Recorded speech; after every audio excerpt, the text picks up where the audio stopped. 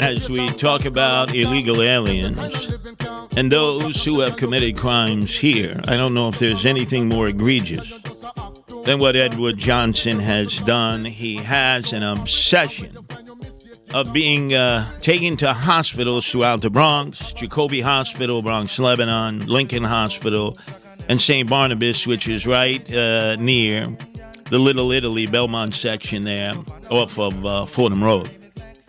And what he does is, as soon as he gets into the ER, he attacks female nurses and female doctors on a regular basis. This is his M.O. He's illegally here.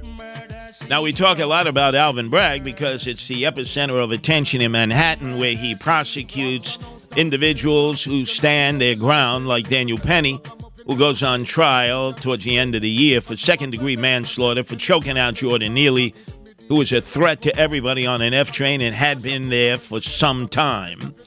And then, of course, Jose Alba, you remember the video, him taking the knife that had been hidden in the bodega in Harlem and stabbing repeatedly a guy who came over to menace him and threaten him. You don't go over the counter. You don't go behind the counter. There's a price to pay. And Jose Alba, after being released from Rikers, fled to the DR, where he said, I'm safer in the DR than I am in Inwood, Washington Heights, and Harlem. And he is. But let's look at this enemy of society. Darcel Clark is the DA in the Bronx. Many of you don't know who she is. I'll be seeing her at the upcoming St. Patrick's Day Parade in Throgs Neck, which I think is on the 15th on a Sunday. I'll be there. She's always there. And I hope everybody will boo her because she is the female version of Alvin Bragg. Unfortunately, the Republicans up there never run anyone against her, and it's a coronation. So in these many attacks against female nurses and female doctors, at one moment, an ADA from Darcel Clark, the district attorney's office, called one of the victims in 2023 and explained that her office wouldn't take the case to trial because it doesn't want to hurt this illegal alien's immigration status, his name Edward Johnson, and believed that his 8 months served as a detainee was enough.